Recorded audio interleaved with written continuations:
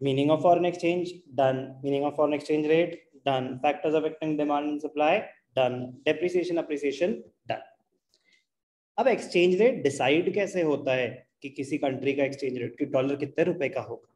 तो कह रहे there are different ways of determination of foreign exchange rates. There are different types of foreign exchange rates. 3 type. एक होता है fixed exchange rate system, also known as pegged exchange rate system. Second one, most common, flexible exchange rate system or the floating exchange rate system. और third होता है managed floating rate system, also known as the hybrid system. Hybrid mix of the two, fixed and floating का mix. तो एक एक करके understand करेंगे. सबसे पहले fixed exchange rate system. Fixed नाम से पता चल रहा है. Fixed exchange rate system refers to a system in which the exchange rate for a currency is fixed. For a currency is fixed by the government. Government ने fix कर दिया कि भाई $1 ₹100 का है, तो आप जितने मर्जी डॉलर हमारे पास लेके आओ, हम आपको हर डॉलर के अगेंस्ट ₹100 देंगे. या आप हमारी कंट्री में $1 से ₹100 का सामान खरीद सकते हो अनलिमिटेड क्वांटिटीज में. तो डॉलर का रेट एक बार ही गवर्नमेंट ने अगर फिक्स कर दिया या किसी भी करेंसी का, तो वो अपने आप चेंज नहीं होगा. फिक्स एक्सचेंज रेट सिस्टम में कौन डिटरमिन कर रहा है एक्सचेंज रेट? गवर्नमेंट खुद कर रही है. The basic purpose of adopting this system is to ensure stability in foreign trade and capital movement. Foreign trade, अब एक बार रेट फिक्स हो गया तो चेंज नहीं होगा. तो आपको ये डर नहीं है कि यार मैं सामान खरीद रहा हूँ $1000 का और अभी तो डॉलर चल रहा है ₹70 का. अब अगर डॉलर हो गया ₹80 का, आपने सोचा था कि ₹70 का खरीदोगे और यहाँ पे इंडिया में 75 का बेच दोगे. आपने सामान खरीदा $1000 का, अब इंडिया में तो रुपीज में ही बेचोगे.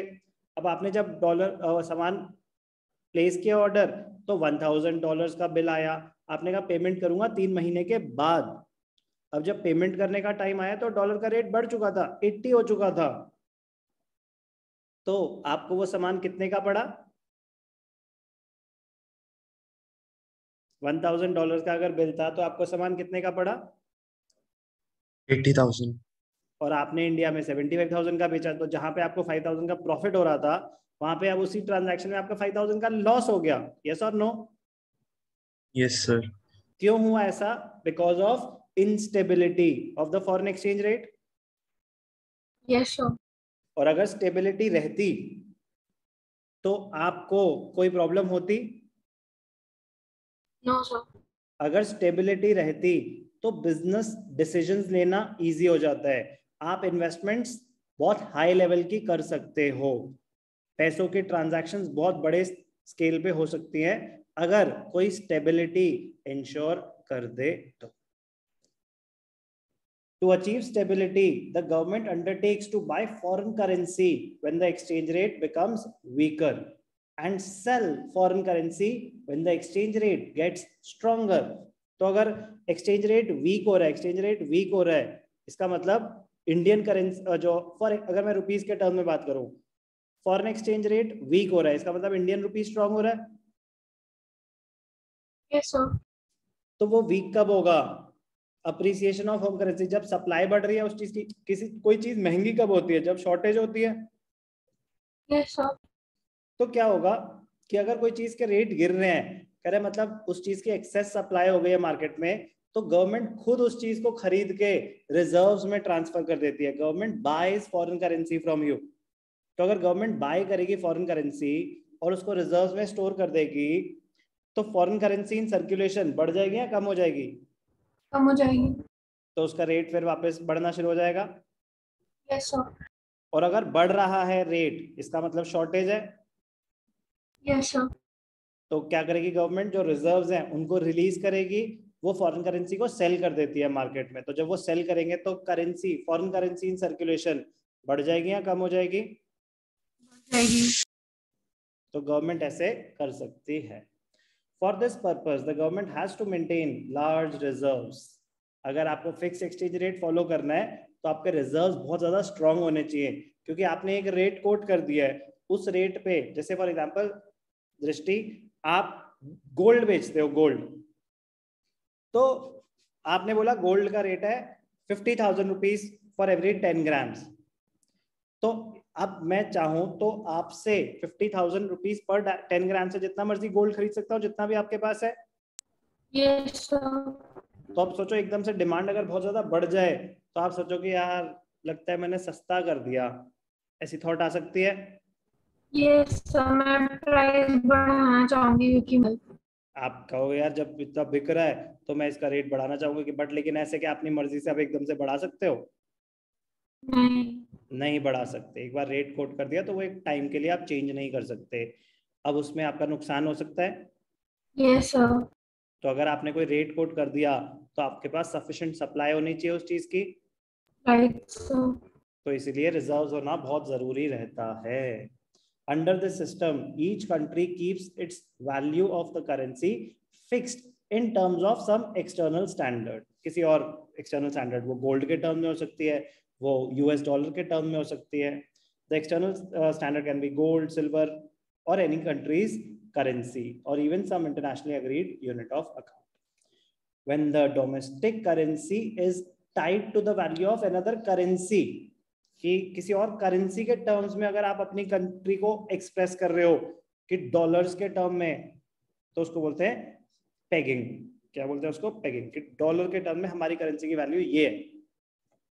When the value of currency is fixed in terms of some other currency or in terms of gold, it is known as parity value. तो अगर किसी और करेंसी के बारे में, करेंसी के टर्म में सिर्फ फिक्स हो रही है तो पेगिंग, करेंसी और गोल्ड तो उसको बोलते हैं पैरिटी वैल्यू। क्या है आपकी पॉइंट? आपको क्या पता होना चाहिए? फिक्स्ड एक्सचेंज रेट सिस्टम में क्या हो रहा है, आपका जो एक्सचेंज रेट है वो कौन फिक्स कर रहा है? गवर्नमेंट। तो गवर्नमेंट अगर किसी और सिर्फ करेंसी के टर्म में एक्सप्रेस करती है तो उसको बोलते हैं पेगिंग। अगर गोल्ड के टर्म्स में या कह रहे करेंसी और गोल्ड सबके टर्म में हम कन्वर्ट कर रहे हैं तो उसको बोलते हैं parity value, purchasing power. Without fix exchange rate system, merits and demerits पता होना चाहिए। एक बार रीड कर लेना, पावर बूस्टर में दे रखे हैं, but still you should know फायदे और नुकसान क्या है फिक्स एक्सचेंज रेट सिस्टम में। बहुत कम कंट्रीज आज की डेट में fix exchange rate system follow करती हैं। मोरक्को एक एग्जांपल है, बट बहुत रिस्की है fixed exchange rate system follow करना आज की डेट में, जहाँ पे इतनी हेवी वॉल्यूम में ट्रांजैक्शंस होती हैं। पहले कभी इतना वॉल्यूम में होती नहीं थी, इतना इजी नहीं होता था फॉरेन ट्रेड, अब बहुत इजी हो गया है। तो कोई रिस्क नहीं लेता fixed exchange rate system follow करने का। फायदे क्या है? फायदा तो सबसे बड़ा स्टेबिलिटी है, stability in the exchange rate. It provides stability to the foreign exchange market. There is no uncertainty with respect to exchange rate. Fixed होता है कि इस टाइम से इस टाइम ये रेट रहेगा, आपने जो मर्जी जितना मर्जी ट्रेड करना है करो। तो उससे क्या? It promotes international investment.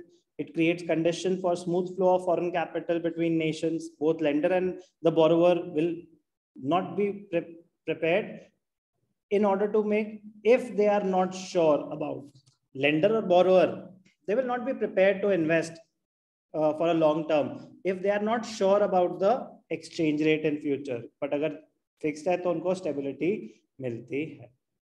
It promotes international trade. It prevents speculative activities. जब चेंज ही नहीं हो रहा अपने आप तो क्या स्पेकुलेशन करोगे?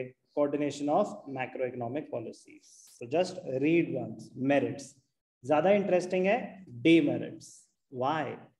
इसी की वजह से तो ज्यादा लोग फॉलो नहीं करते। Huge foreign exchange reserves are required. अब आपने किसी चीज का रेट कोट कर दिया और बोल दिया कि भैया इस चीज पे अनलिमिटेड ट्रेड कर लो, तो आपके पास सफिशिएंट रिजर्व्स होने जरूरी है। Government has to maintain large reserves of foreign currency to maintain the exchange rate at the level fixed by it. It restricts the movement of capital in different parts of the world and hampers the international growth.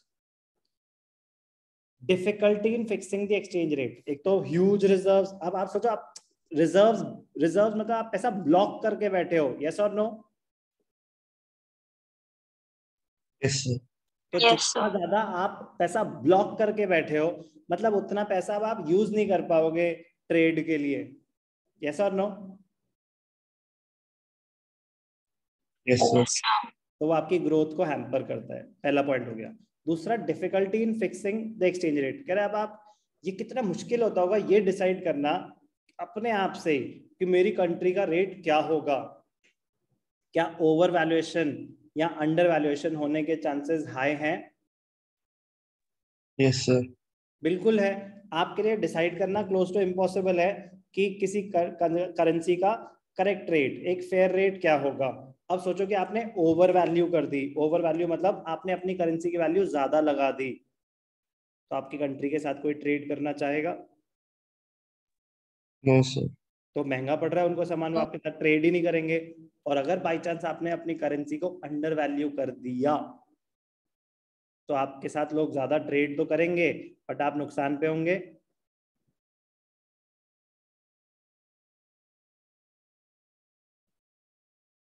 अगर आपने अपनी currency को under value कर दिया तो आपके Yes, साथ लोग ज्यादा sir. ट्रेड करना चाहेंगे। लेकिन अंडर वैल्यू मतलब कोई चीज 100 की थी, आपने गलती से वो कोट, आपके हिसाब से प्राइसिंग हो गई उसकी 80 की, 90 की।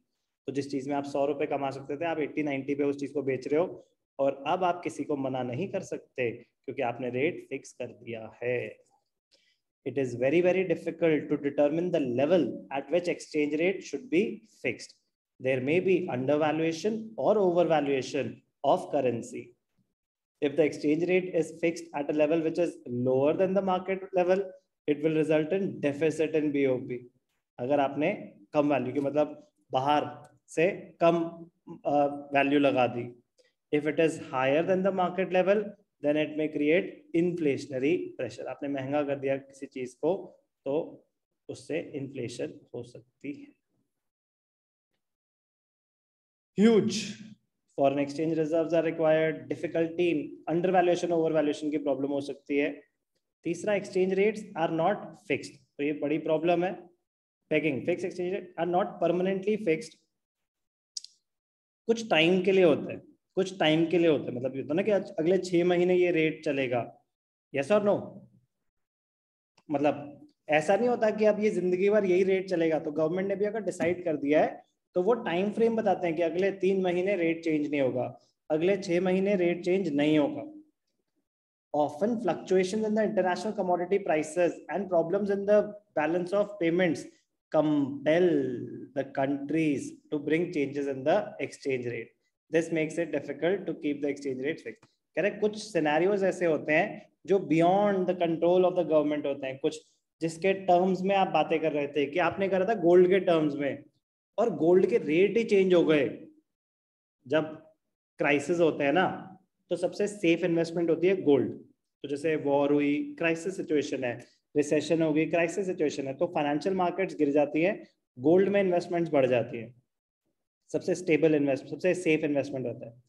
माय पॉइंट इज कि कभी कभी ऐसी सिचुएशन हो जाती है कि आपने जिस चीज में एक्सप्रेस कर रखी थी अपनी करेंसी को, उस चीज के रेट्स बहुत ज्यादा चेंज हो गए. तो क्या आप अपनी कंट्री की करेंसी सेम वैल्यू पे मेंटेन कर पाएंगे ज्यादा टाइम तक?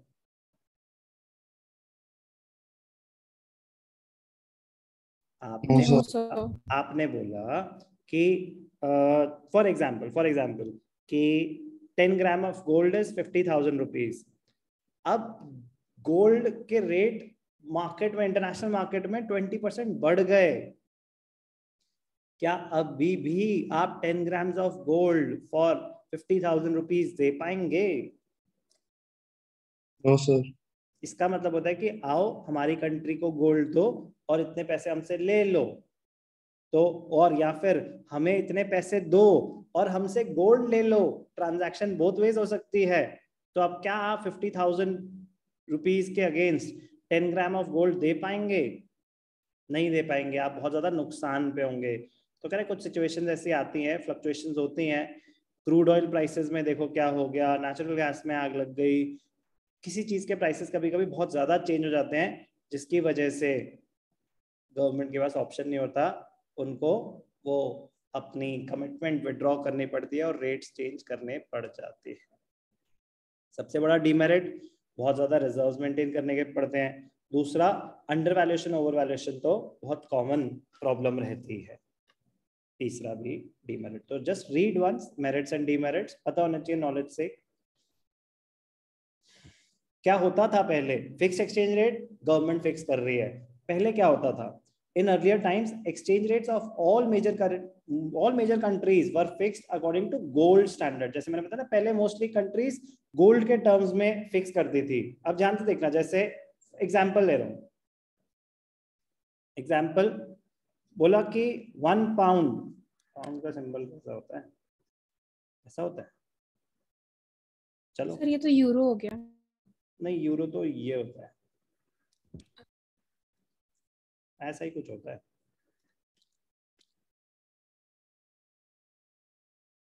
छोड़ो ना, ये पाउंड है, ठीक है। Yes sir. 1 pound is equal to 10 gram, या चलो 1 ग्राम, हम अपनी मर्जी से एग्जांपल बनाते हैं। 1 ग्राम ऑफ गोल्ड। यूके ने बोला कि 1 पाउंड में हम आपको 1 ग्राम गोल्ड देंगे। तो बोथ वेज ट्रांजैक्शन हो सकती है कि आप 1 ग्राम गोल्ड लेके आओ और हमसे 1 पाउंड ले लो, या फिर 1 पाउंड दो और हमसे 1 ग्राम ऑफ गोल्ड ले लो। क्लियर? यस ये किसने बोला? एग्जाम्पल है, ये यूके ने बोला। फिर यूएस ने बोला कि $5 is equal to 1 gram of gold. US ने बोला, एग्जाम्पल है ये।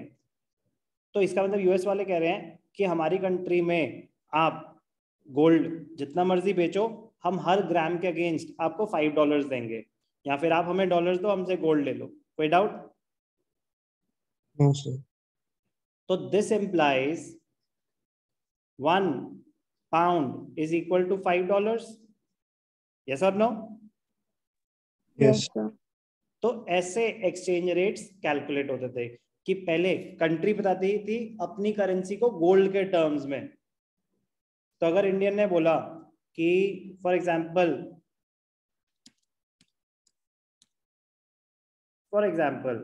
500 rupees is equal to 1 gram of gold, तो इसके हिसाब से क्या हो गया? 1 pound is equal to 500 rupees. बात समझ आई? Yes sir. तो हर कंट्री को अपनी करेंसी को एक्सप्रेस करना पड़ता था गोल्ड के टर्म्स में, फिर उसके बेसिस पे बाकी कंट्री की करेंसी आपस में रेशियो निकालते, तो उसको बोलते थे गोल्ड स्टैंडर्ड।